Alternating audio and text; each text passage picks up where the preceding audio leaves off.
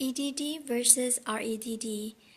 EDD, we calculate using Niggle's formula. REDD, we got it from scan. So when to use EDD and REDD is by using the first dating scan. If the EDD is equals to REDD, we use the EDD date by using the Niggle's formula. Whereas if there is discrepancy, we use the REDD. For example, okay, let's say we have the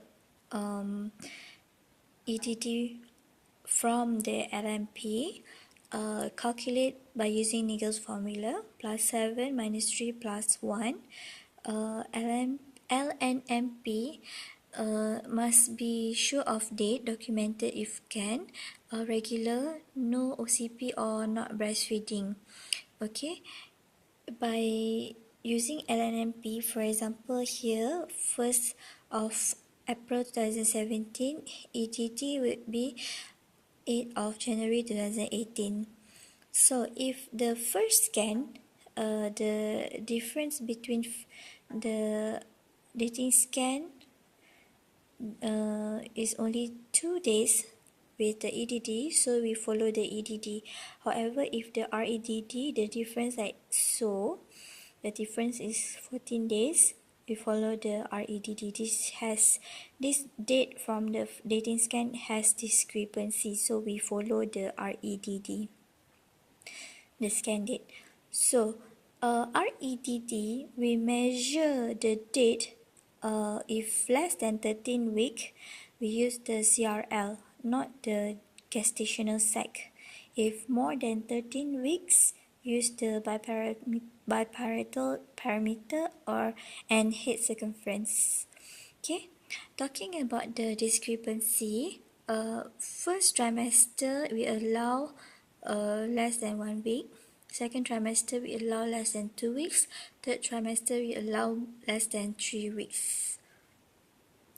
So when using REDD, we mention as a period of gestation.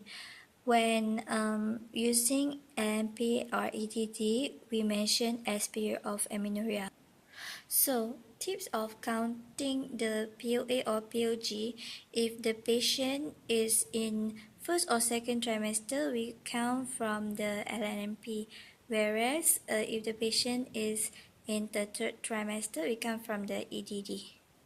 This is an example of how we calculate the POG. Alright, let's talk about the POG or POA, whereby the uterus is smaller than the POA or POG, uterus smaller than date. There are 4 reasons why it happened: uterus smaller than date, wrong date, fetal growth restriction, oligo or deeply engaged. Wrong date. So check the antenatal book for dating scan and show the LNMP and also subsequent scan whether it correspond. Fetal growth restriction. Okay.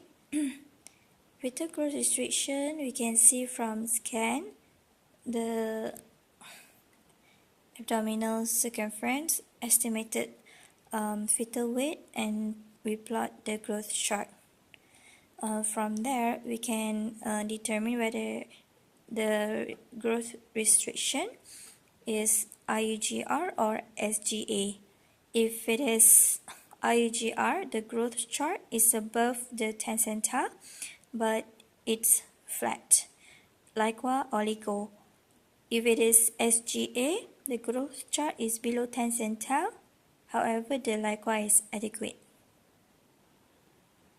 The third cause of uterus smaller than date, it can be because of oligohydramnios, which is the FFI is less than 5 cm, deep vertical pull less than 2 cm. And the fourth reason can be due to deeply engaged. The fetus is deeply engaged.